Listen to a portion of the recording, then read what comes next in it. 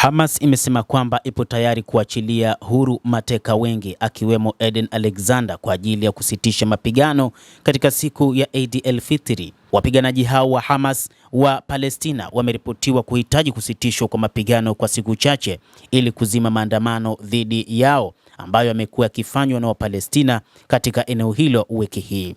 Kumekuwa na maandamano katika ukanda wa Gaza, lakini pia kumekuwa na maandamano huko Tel Aviv, kila upande ukitaka kusitishwa kwa mapigano. Wapalestina wanaandamana kwa ajili ya kuhakikisha Hamas inawachilia huru mateka wa Kiisrael ili tu kusitishwe mapigano, na ni kwa sababu kumekuwa na mapigano katika siku za hivi karibuni ambayo yaliibuka baada ya kusitishwa kwa mapigano, lakini pia kumekuwa na mauaji mengi na majeruhi wengi katika kipindi cha hivi karibuni.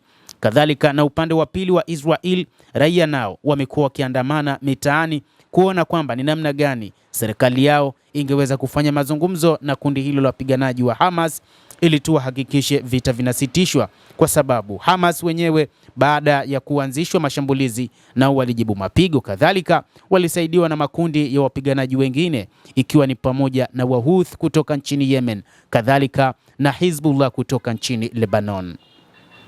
Hamas wakati huu inadaiwa kwamba iko tayari kuachilia mateka kadhaa akiwemo raia wa Marekani na mwanajeshi wa IDF Eden Alexander ili kubadilishana na kusitisha mapigano wakati wa sikukuu ya Eid al-Fitr, shirika la utangazaji la Israel KAN limeripoti. Hata hivyo limenukuu vyanzo vinavyofahamu suala hilo. Masharti ya Hamas ya kuachilia kundi teule la mateka hayajafichuliwa na ripoti inabainisha, lakini inaeleza kuwa wapiganaji hao wa Kipalestina wa Hamas wanahitaji usitishaji vita kwa siku chache ili kuzima maandamano dhidi yao ambayo yamekuwa yakifanywa na Wapalestina katika eneo hilo wiki hii. Makubaliano haya mapya mafupi yanajumuisha mazungumzo ya kina kati ya Qatar na Marekani kulingana na ripoti hiyo.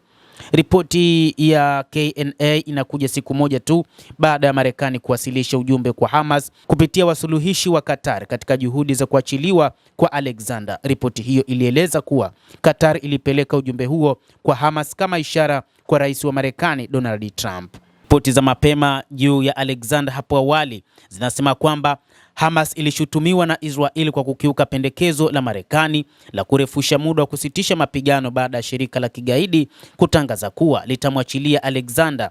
Wiki moja kabla ilifichuliwa kwamba mateka walioachiliwa walitoa ishara ya maisha kutoka kwa Alexander ambaye anazuiliwa kwenye handaki la chini la ardhi bila hewa au mwanga wa jua na ana utapia mlo mbaya na uzito mdogo kwa sababu ya ukosefu wa chakula. Inasemekana pia alikuwa ameteswa. Mwishoni mwa Novemba, Hamas ilichapisha video ya propaganda ya Alexander ambapo alizungumza mchanganyiko wa Kiebrania na Kiingereza, kisha inabadilisha picha ya Alexander akifunika uso wake kwa mikono yake na kulia.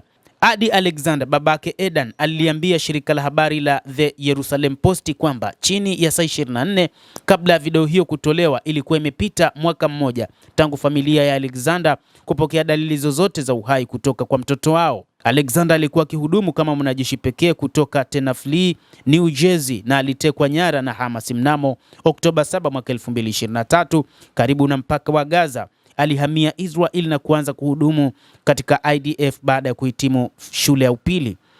Siku ya Eid el-Fitr ambayo huanza Jumapili inaashiria mwisho wa mfungo wa mwezi wa Ramadhani na ndio wakati ambapo Hamas imetangaza kuachilia huru mateka. Endelea kutufuatilia mtazamaji, na usisahau kulike, usisahau kucomment na kusubscribe channel yetu hii. Mimi ni Adam Hussein, endelea kuwa nasi wakati wote.